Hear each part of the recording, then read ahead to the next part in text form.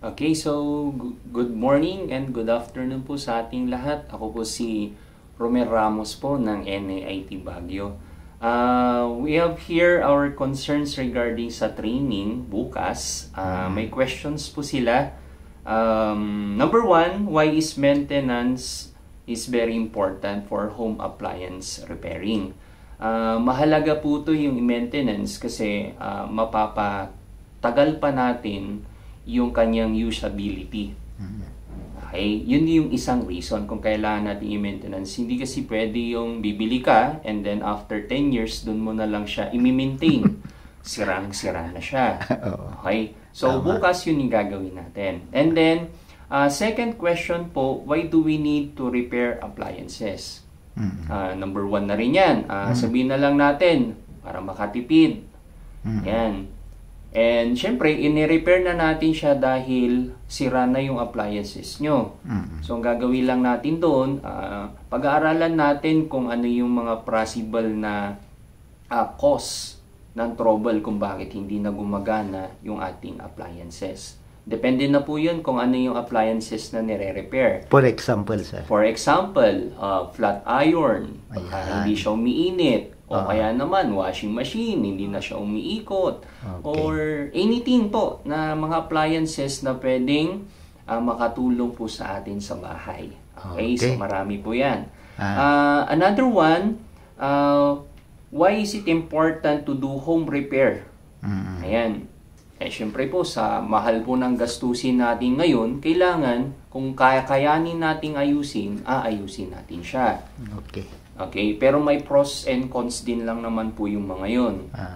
Why? Dahil sa isang question po na to. What type of qualification you acquired to qualify you as a serviceman? Of course, kailangan po kasi natin ng NC2 ng electronics. Sa TESDA po yun na ino-offer.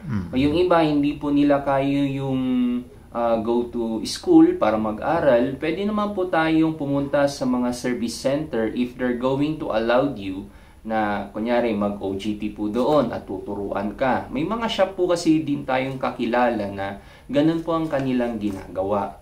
Or simply attending yung mga seminars or training tulad po ng gagawin natin po bukas. Yan.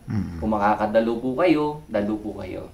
Okay? At makikita nyo po kung kakayanin nyo or extend pa natin yung pag-aaral ng mga ganitong skill po. Maraming pong salamat. Magandang araw sa ating lahat, mga kaibigan. Dito tayo ngayon sa ating opisina, service office natin sa ating eskwelahang NIIT. At gusto naming magpasalamat sa lahat po ng mga partners natin, learning partners, tsaka pati rin po lahat ng mga parentes na nagtiwala rin sa mga programa na binibigay ng ating opisina. Lahat na rin po ng mga kasama natin sa iba't ibang mga opisina na kung saan ay ini-invite po ang ating school na maging training arm nila. Kaya ganoon din ang imbitasyon natin sa lahat ng mga nanonood sa atin ngayon na ang pag-aaral ay dapat continuous yan. At ang isa pong advokasya ng ating school na NIIT ay yung ma-build natin yung tinatawag nating soft skills. Kagaya po yung mga tinatawag nating leadership competencies natin. Kasi yan po ay magagamit natin habang buhay, mga kaibigan. We need to learn our whys in life.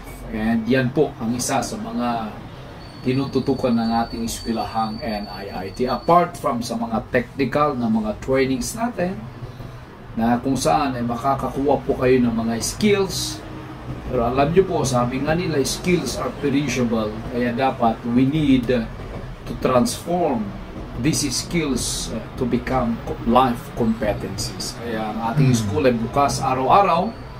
Ang NIIT ay nasa Lower Magsaysay Avenue, Baguio City. Pwedeng group training, pwedeng one-on-one training, pwedeng kayo rin po ang mamimili na inyong mga schedule.